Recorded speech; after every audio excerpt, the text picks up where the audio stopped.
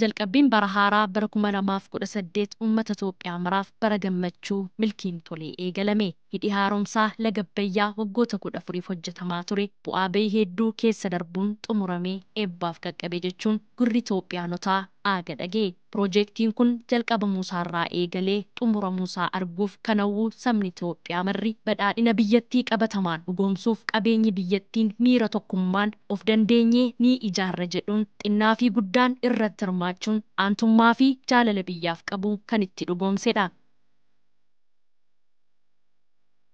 Maarree waltaanaan maaltun ta'u hojiin hidha laga Abbayyaa mallattoo tokkummaa dhaloonni dhaalanidha. Milkaa'ina kana keessattis gaheen dargaggootaa guddaadha. Humnaa fi beekumsa dhimma nageenyaa irrattis hangafummaan ga'eerraa eegamu ba'uun fiixaan ba'iinsa hojii kanaa dhugoomsuun gahee isaanii ba'achuun gammachuu qaban akkanatti ibsatu. Yeroo barataa elementaariitu kutaa 4 kutaa 5 barachaa ture sababa bittaa boondiitiin barsa waliin wal lolaa turre jechuudha. Yeroo sassaamii shanatti fakkaata ture. Garumo bu'aan akkasii sun kaleessa boondii bitan malee nun jedha sun har'a gaafa akkasitti hidha laga Abbayyaa kana hidhee ta'u addunyaaf akkasitti mirkaneessu kana gammachuu guddaan natti dhaga'ama jechuudha. Akka nama tokkootti waan nuti dabarsinee iddoo kana geejje waan guddaadha. Tokkoffaan ka'umsarraa kaasnee boondii bitaa turre jechuudha. Dhumataa arguu barbaanna kan jedhuun osoo abdiin kutanne hayyuun gurguddaan itti deemaa turaniin nutis duuba dhaabbannee akka dargaggeessa tokkotti cimnee deeggaraa turre amma immoo wanta hawwaa turre sun ijaan arguun keenya kan caalu gammachuu lafa kanarra hin jiru jechuudha. Warroonni olola hin taaneen gurguramechaa baanes yoo isa argan warra gizeetti mataa gadi qabsiifne yeroo nuti immoo itti gammannee mo'achuu keenya fi addunyaatti mul'isuu keenya agarsiifne waan ta'eef miiraa fi gammachuu guddaan nu keessaa yeroo ammaa kana. Eenyummaa barri kun gammachuu waa lama of keessaa qaba. Tokko baratti hidha guddicha Abbayyaa dafqa abboota keenyaa fi hayyoolii keenyaa itti milkoofne kennaa tokko qabna jechuudha. Bara kana keessatti gammachuun dargaggeessaa muudachaadha. Maaliif jennaan gahee leencaa abbaa ture hidha Abbayyaa kanarratti gammachuu guddaatu dargaggeessaatti dhaga'ama. Ani akka kootitti baay'een natti gammadee. Kan inni gammadeefis hidha guddichi kun hundee lammiilee Itoophiyaa akkasumas ani inni ittiin ijaarame illee lammiilee keenyarraa guurramee yookiin hayyoo keenyarraa yookiin abbootii keenyarraa guurramee sabbata hayyoo keenyatti irraa hiikamee kan ittiin ijaarame waan ta'eef guddaa natti dhaga'ame jedhee yaada. Gammachuu guddaan qaban.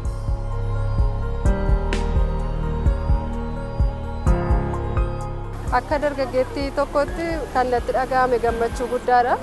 Baay'ee gammanneerra jalqabaa ka'ee amma har'aatti yeroo jalqabaas 2000 irratti boondii bituudhaan yeroo sana mana barumsaa isaa taanu haala adda addaatiin boondaa bituurraa jalqabne deeggarsaan miidiyaadhaan waan adda addaatiin jalqabne har'aa xumurarra ga'ee eebbifamuu isaatiif baay'ee nutti tole. Barri 2018 uummata Itoophiyaa fi uummata kanaa fi biyya keessaa fi biyya alaa jiraniif gammachuu guddaadha. Yeroo itti hidhi keenya Abbayyaa waggaa 14f itti uummanni keenya itti dadhabee hojjechaa ture bara itti milkoofnedha waan ta'eef waggaan kuni bara guutuu bara milkiidha kan jennee jirru yeroo gammachuu keessas hin jirra. Biyya kanaa fi utubaa biyyaati waan ta'eef biyyi dargaggeettii hin qabne immoo homaa keessa hin jiru waan ta'eef hidha ofii keenya hojjennee ofii keenya xumuruu keenyatti biyyi dargaggeessa qabdu biyyi dargaggeessa qabaatte biyyi baratte milkaa'ina ishiiti waan ta'eef waan baay'ee namatti toludha. Gammachuu guddaa biyya keenya guddina biyya keenyattiif waan guddaa waan ta'eef waan guddaatu nutti dhagahama. Waa'een hidha laga guddicha Abbayyaa waan dubbii afaaniin qofa haasaamii bira darbamuu hin turre gammachuu guddaatu nutti dhagahame. Ifaajii guddaatu ture, dhamaatii guddaatu ture.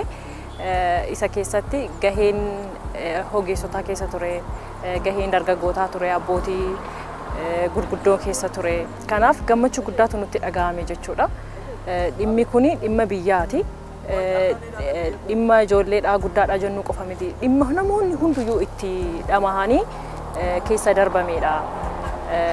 Akka namoota baay'eetu aarsaa guddaa kaffalee.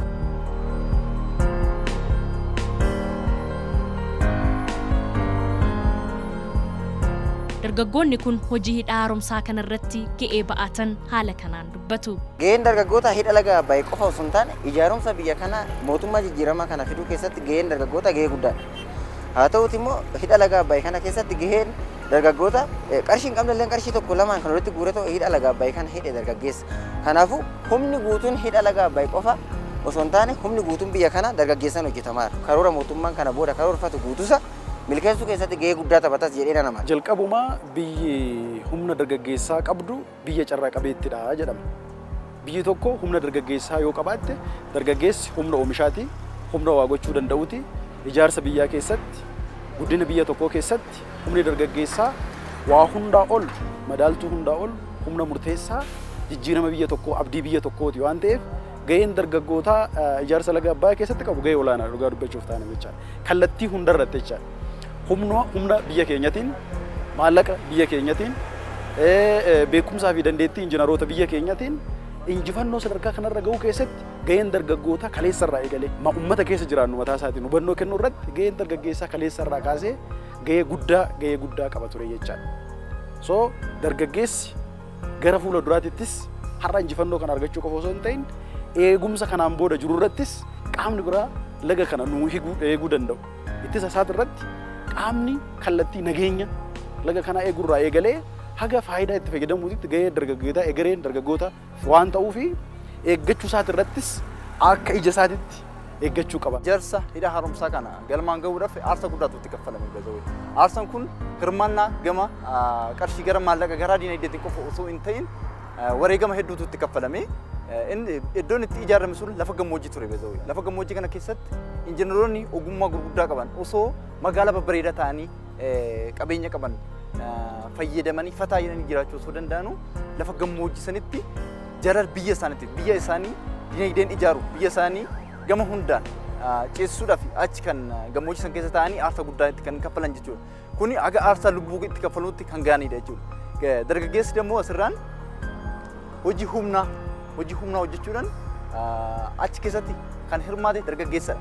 Dargaggeessi kun gahee guddaa kan itti bahe yoo ta'u achitti aarsaa guddaatillee gama dargaggeessa qofa osoo hin ta'in gama tika gama waraanaatillee waraanni daangaa sana eegu baay'ee Abbayyaan erga hidha san ijaaruu jalqabnee diinota baay'ee huranne jechuudha. Hin jaalanne maaliif diinagdee biyya keenyaa kana akka guddatu hin barbaanne.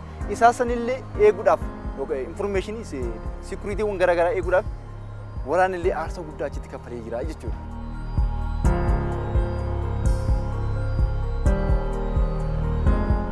Akka dargaggootaatti gahee guddaa ba'aa turre yuunilleedha. Boondii bituudhaan waan jirummoo gadi buunee namoota hubachiisuudhaan jechi fakkeenyaaf naannoon keenya naannoon nuti keessa jiraannu uummata baadiyyaa qabeessa tureyyuu uummanni baadiyyaa waa'ee laga hidhaa kana faayidaa isaatii fi waan isaa kanallee badaan beekanii waan ta'eef isaaniifillee hubannoo kennaafii turre akka dargaggeessa tokkootitti namoota qindeessinee boondii bitachuu akka danda'anillee hubannoo adda addaa kennaafii turre jechuudha akka dargaggoota keenyatti jechuudha. Dargaggeessa jechuun biyya keenya keessatti humna guddaadha. Biyyattiin kun parsantaa 60 fi isaa ol humna dargaggeessaa qabdi. Achitti ijaarsa haaromsa guddichaa kana keessatti illee gahee guddaadha kan baachaa ture. Teeknikaan, oolmaa guyyaadhaan, waardiyyummaa tikaan illee yeroo baay'ee waan isaanii kun hin ka'u. Haa ta'utii garuu achi keessatti humni iddoo sanatti akka har'a geenyu kanaaf aarsaa guddaa kaffalee ulfina guddaati isaaniif malaa. Dargaggoota garamu gaheen dargaggootaa kana keessatti baay'ee guddaadha.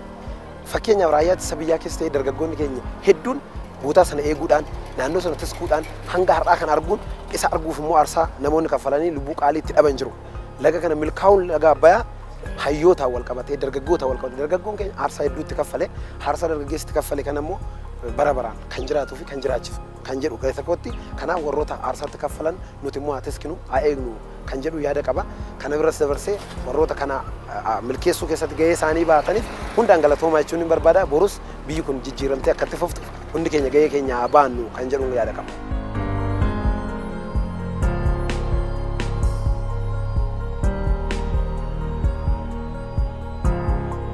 Hawaasni Itoophiyaa marri yoo walii galee hojii kamuu hojjechuu ni danda'a kan jedhuu fi miiranii dandeenyaa jedhu dhaloota dhaalchisuun mallattoo waloomaa fi tokkummaa agarsiiseera. Dhugaa dubbachuu fi gaafa kun eegalamu uummanni Itoophiyaa kun biyyoonni addaa diinonni keenya baay'een hin danda'amu jedhameeti kan eegalanii garuu uummanni Itoophiyaa biyya keessa jiruu fi bakkee jiru hin dandeenya waan eegalle tokko seenaa keessattis uummanni Itoophiyaa kun tokko ta'ee waliin ta'uun waan jalqabe tokko yoo tokko ta'e akka dandeenyu nuti asuma Abbayyii kana irratti iyyuu mirkaneessinee jirra waan ta'eef oolota keenyaafis fakkeenya bitaa itti galeeraa jechaadha. Asirratti maali hin dandeenya jedhamee uummanni Itoophiyaa marri biyya keessaa fi biyya alaa jiru wal gargaaruudhaan tokko ta'uudhaan dhimma biyyattii irratti uummanni kun tokkodha jechaadha. Hidha haaromsa waggaa haasofnu waa'ee isa bal'aadha. Kana ogiseen kaasu tokko fakkeenya mallattoo ol ka'iinsa keenya itti mul'isnu, mallattoo itti addummaa keenya mul'isnu, kan itti waan tokko itti milkaa'uu dandeenyu, injifachuu ittiin dandeenyu, hin danda'an iddoo jedhamne jirutti an ittiin danda'uu keenya ittiin mul'isne hidha haaromsa Abbaay. Hidhaan haaromsa Abbaay mallattoo ummata Afrikaati. Kan Itoophiyaa qofa osoo hin taane mallattoo ummata Afrikaa qofa. Kanaafuu ani baay'ee gammadeen jira, baay'ee gammadanii jechuu barbaada. Wanti hin danda'amu jedhamee kaleessa sodaatamaa ture adeemsa milkii waggaa dheeratiin booda milkii argachuunsaa miirri hin danda'ama, hin dandeenya jedhu argamuunsaa qofti gammachuu guddaadha. Dhugaa dubbachuuf taanaan akka dargaggeessaatti kaleessa hin danda'amu jedhamee yeroo dheeraa irraa ittifamnee mirga argachuu qabnu. Mirga keenya mulqamnee har'a injifannoodhaan waan kana keessa darbuu danda'uun keenya gara fuula duraatti biyyi keenya waan guguddaa kamiyyuu milkeessuu akka ishiin dandeessu kuni agarsiistuu guddaa ta'uu isaati.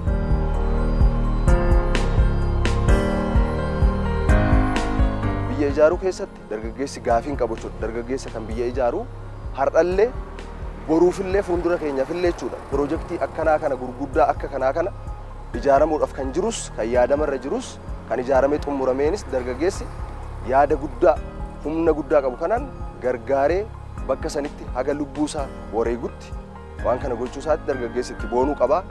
Biyya isaallee egeree biyya isaallee eeggachuu qaba jechuudha dargaggeessi. Mootummoota dhufanii dabran keessa waa'ee dalagaa Abbaay kanaa nan dhagaa malee itti nama ture. Haa ta'uuti mootummaan jijjiiramaa kun eega jijjiirameeti hidha lagaa Abbaay kana milkeessuu keessatti gahee guddaa taphateera. Nutis immoo dargaggeessi kun humni kun humna biyya kana tajaajilu biyya kana jijjiira jennee gatii addunyaatti hin jijjiira jennee itti amanneef mootummaa kana wajjin murannoo guddaadhaan kaanii hojjetaa turre.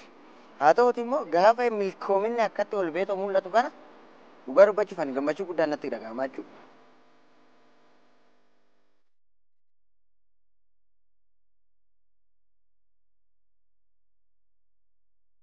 Dargaggoonni xumuramuu hidha haaromsaa irratti gammadanii hojii sadarkaa biyyaatti karoorfame kamiyyuu keessatti adda durummaan hirmaachuun qophaa'ummaa fi murtoo qabaachuu himu. Amma dargaggoota bichaa osoo hin taane namni biraa haamilee godhateera, argeera waan abbootiin keenya nu dhaalchisaa turan, waan wal gargaarsa fakkaachaa ture, waan nuti tokkummaa keenya cimsuun kana waan arganiif yeroo ammaa kanatti gara fuulduraattis kan ta'uu qabu wantoota akkasitti piroojeektota gurguddaa mootummaan hojjetu bira dargaggeessi humna qabuu fi nageenya ittiskuudhaan humna qabu eeguudhaan bira dhaabbachuu qabaadha.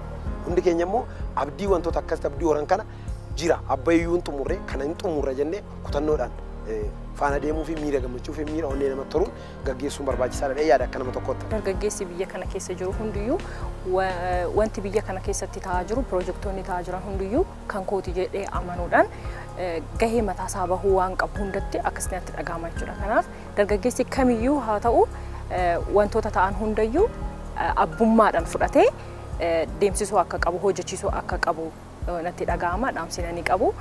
Qabeenyi biyya keenyaa kanaa hundiyyuu kan keenyadha waan ta'eef nuti hundayyuu abbummaadhaan gara fuulduraatitti diinagdee biyya kanaa guddisuudhaaf imaanaa guddaa of harkaa qabna itti deemuus qabna jedhee namana. Biyyi takka gama siyaasaa ta'e gama diinagdeetiin kan murteessu dargaggoota. Dargaggoonni humna haaraa jechuudha.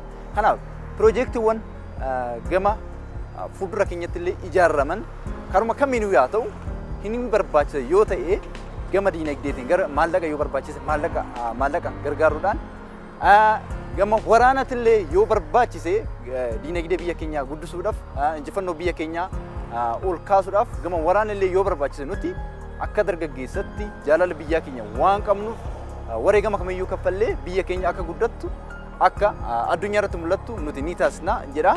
Kanaaf dargaggeessi karama kamiinuu qophiidha jedhee namana qophaadhas. Hidhi laga Abbayyaa for surprising bu'aa ikonomii qofa osoo hin ta'in akka biyyaatti illee hiikoo guddaa qaba jechaadha. Hiikoon isaa walitti dhufeenya tokkummaa biyyattii kanaa gara fuula duraatitti qabdu siidaa waloo keenya siidaa tokkummaa Itoophiyaanotaa ta'ee waa walitti hidhuuf ilaalcha miira waloomaa kan waliinii ka jedhu kana irratti ijaaruudhaaf dargaggeessi yeroo hunda abdii kana qofayyuu osoo hin ta'in piroojeektiiwwan gara biroo akka jabaatanii gara fuula duraatti dhufaniif tokkummaan biyyaalessa keenyas akka tikfamuuf dargaggeessi gama hundaan gahee kallattii hundaan isarraa eegamu jabaatee baatee gara fuula duraatittis biyyi keenya guddattee keessatti nuus gahee keenya kan keessatti ba'an gochuudhaaf.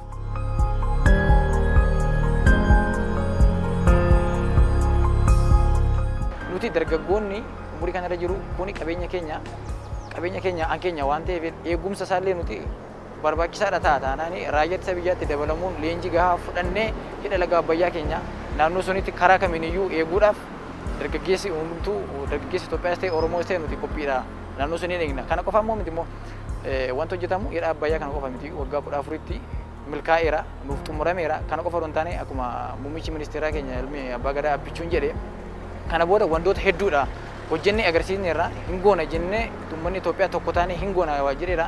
Projektii naannoo gara soddomaa kana booda gara ijaaruutti hin galla jedhameera waan ta'eef sanas dargaggeessa kana ta'uudhaan humna dargaggeessaa kana fayyadamuudhaan humna nama baratee kana inni dargaggeessa baratee jiru barnoota isaatiin humna isaa qabu humnaani deeggaruun warreen afaan kana illee eegalamuuf jedhe kana humna dargaggeessa kanaan hingoona maaliif agarsiisneerra waan ta'eef hojjennee in agarsiisna waan ta'eef kanas dargaggeessi karaa kamiiniyyuu achirratti hirmaannee wanta kamuu hin milkeessinaa kan jedhudha. Ani baay'ee lanni Abbayyaa kun akkatti xumuramee argamuun isaa baay'ee tokko na ajaa'iba. Tokkoffaa gizee muummichi ministeeraa keenya gara aangootti gizee dhufanii lagichi muluu dhibbatti dhaabbatee jira jedhanii yaada kennanii ture. Isaan dubbii isaanii keessaa yeroo baay'ee kan ani akka kutannootitti qabadheetiin ka'e waan hin dandeenye jalqabin yoo jalqabde immoo odoon xumuriin biraan hafin kan jedhu tokko anaa fi akka yaada addaa wayiitti fudhadha yaada addaa maaliif hoo jette namni sammuu barateen yaadota akkanaa kalaqee akka namni kaka'umsi keessa namaatti uumamu mootummaan dubbatu nama sirriitti yaada qabu tokkoffaa jaalalli inni biyyaaf qabus baay'ee bakka keessa namaatitti baay'ee nama gammachiisaa akka dargaggoo tokkootis kutannoo fi biyya ofii nama tokkorraa akkatti ilaaltee biyya keetiif jaalala guddaa akka horattu si taasisa.